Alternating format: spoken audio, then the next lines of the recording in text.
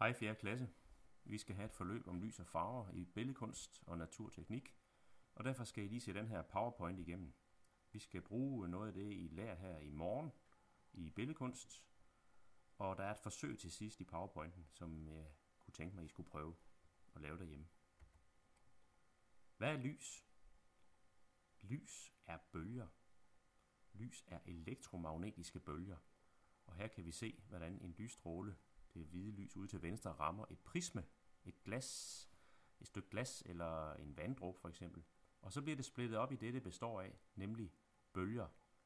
De lange bølger, de øverste, det er de røde, og de korteste bølger, vi kan se, det er de violette nede i bunden der.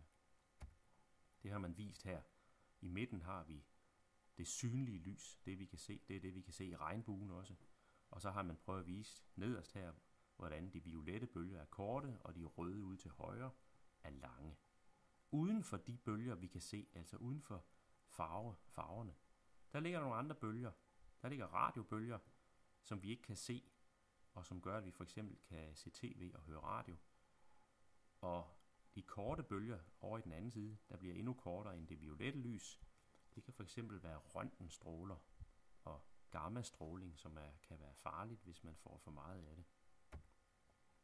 Lys bevæger sig i lige linjer, og når det så rammer noget, så sker der noget med det. Hvis det rammer et prisme eller en vanddråbe for eksempel, så bliver lyset splittet op i det, det er lavet af, nemlig de mange farver. Det er det, der sker, når det regner eller lige har regnet, og der er milliarder af små vanddråber i luften. Så kan vi få den her smukke regnbue at se, fordi lyset fra solen bliver brudt i alle de små regndråber og danner en regnbue.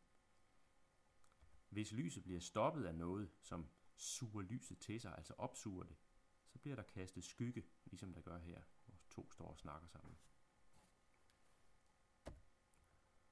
Hvis man blander lys, der er grønt, hvis man for eksempel har en grøn lommelygte, og man har en, der lyser blåt, og en, der lyser rødt, så kan man se her, hvad der sker med de blandinger.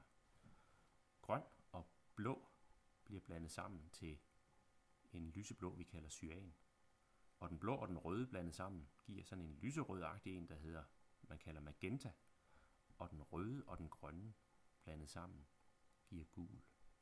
Men hvis man blander alle tre, rød, grøn og blå, så bliver det hvidt, som vi kan se inde i midten her. Og det er altså, når man blander lys. I morgen skal vi blande farver med maling, og der sker der noget andet. Der blander vi den magenta, den cyane og den gule.